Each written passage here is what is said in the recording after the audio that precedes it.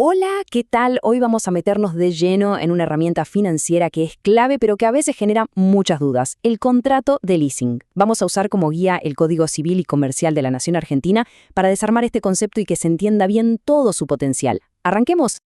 A ver, imaginemos una situación que seguro le suena a más de uno. Un proyecto necesita maquinaria de punta, renovar la flota de vehículos o, no sé, conseguir un local para poder expandirse. El problema, claro, es que la inversión inicial para comprar todo eso es gigante y quedarse sin liquidez no es una opción. Entonces, ¿qué se hace? Y acá, justamente acá, es donde el leasing aparece como una solución súper estratégica. Es una alternativa muy inteligente y sobre todo accesible para saltar esa barrera financiera. Permite tener esos activos que son necesarios para crecer, pero sin la necesidad de comprarlos de una. Muy bien, todo muy lindo, pero ¿qué es exactamente un leasing para la ley? Vamos a la definición posta, a la formal, para entender bien cómo funciona, quiénes participan y cuáles son sus partes. El código lo define de una forma bastante simple en realidad. Hay dos protagonistas. Por un lado, el dador, que es quien entrega el bien, y por el otro, el tomador, que es quien lo va a usar. A cambio de ese uso, el tomador paga una cuota periódica que se llama canon. Y acá viene lo más importante.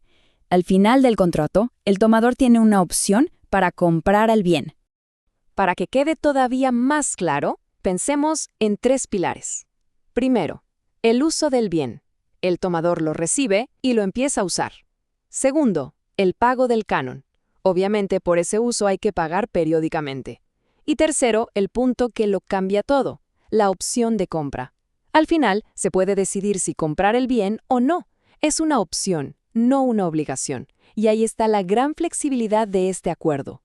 Bueno, ya tenemos la estructura básica, pero, ojo, no hay un solo tipo de leasing.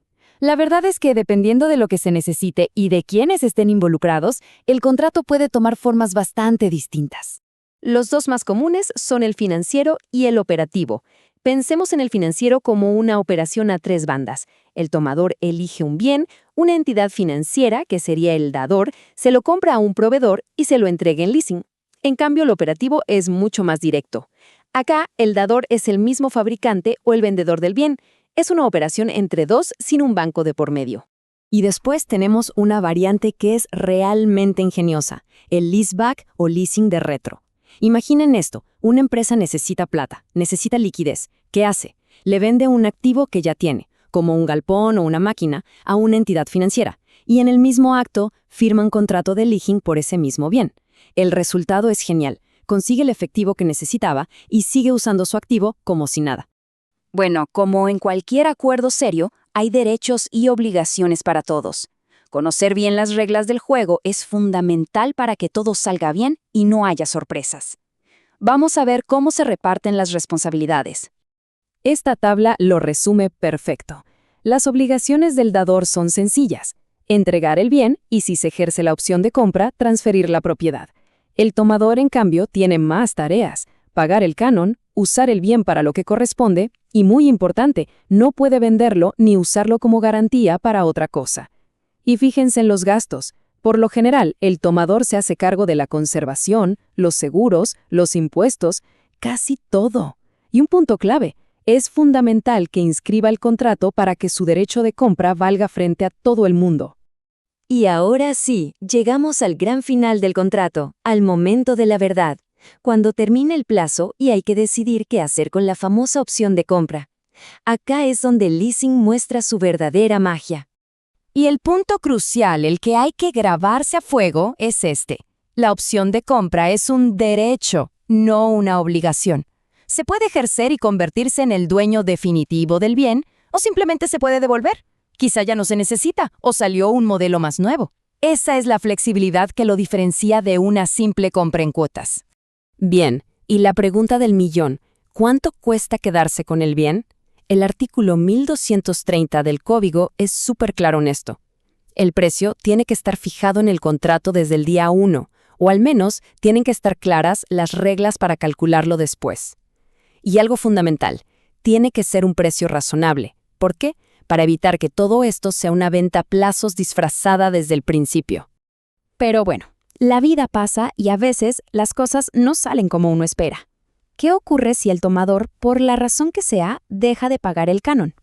Bueno, la ley tiene procedimientos muy claros y son distintos dependiendo del tipo de bien.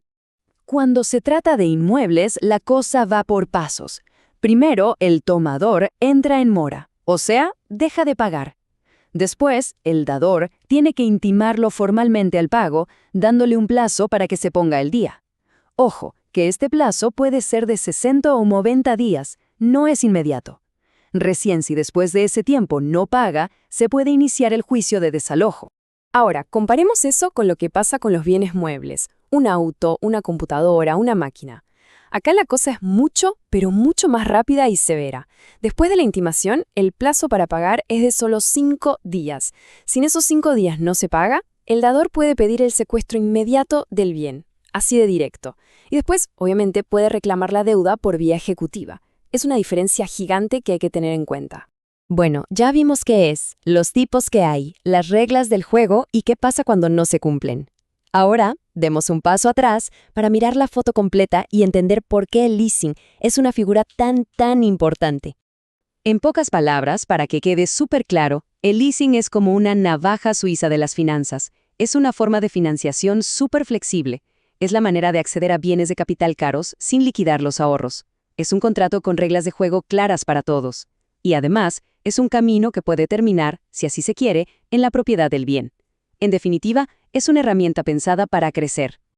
Con toda esta información sobre la mesa, la pregunta final queda picando. Después de analizar sus características, su flexibilidad, sus ventajas, ¿no será el leasing esa pieza que falta en el rompecabezas para llevar un proyecto al siguiente nivel? La respuesta ahora seguro que está un poco más cerca. Nos vemos en la próxima.